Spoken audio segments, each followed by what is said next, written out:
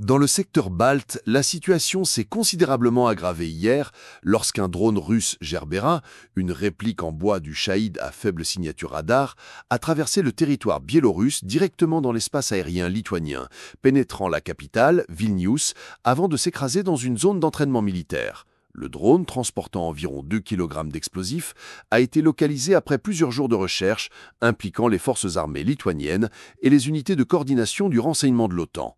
Cet incident marque la deuxième violation de ce type en moins de 30 jours après le survol du 10 juillet qui a conduit à l'évacuation temporaire de hauts responsables gouvernementaux. Axe nord, frontière lituano-biélorusse.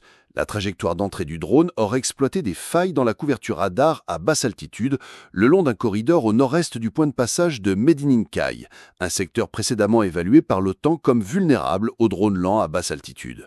Les unités de défense aérienne lituaniennes présentes dans la zone n'ont pas pu intercepter le drone en temps réel, ce qui suggère que la structure en bois de l'appareil et sa faible signature thermique ont dégradé ses performances de suivi radar. Malgré sa faible charge utile, la pénétration du drone à Vilnius démontre sa capacité à contourner des points clés de la défense aérienne et à atteindre des centres politiques importants avant d'être détecté. Pôle central, espace aérien de Vilnius et réponse de l'OTAN. Une fois le drone entré dans l'espace aérien lituanien, sa trajectoire au-dessus de Vilnius semble avoir été délibérément choisie pour tester la rapidité de la réponse politique et militaire.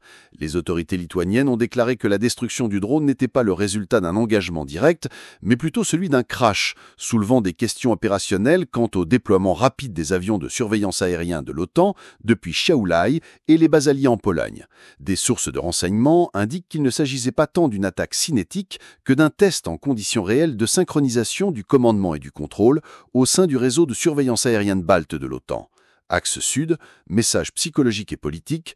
En commettant 2 violations en moins d'un mois, les stratèges russes semblent signaler un potentiel de poursuite et d'escalade.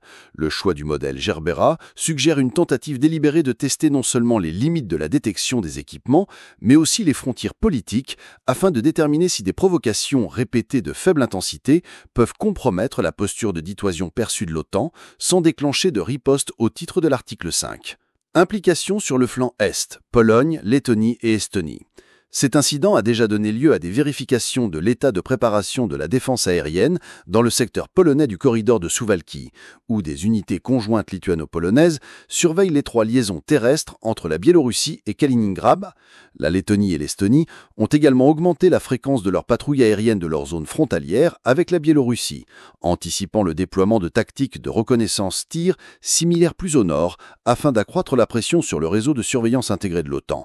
Plan d'action russe attendu. Piste 1, reconnaissance récurrente. Poursuite de l'utilisation de Gerbera ou d'autres drones low-cost dérivés du Shahed sur diverses trajectoires de vol afin de cartographier systématiquement la couverture radar de l'OTAN et les temps de réponse aux interceptions.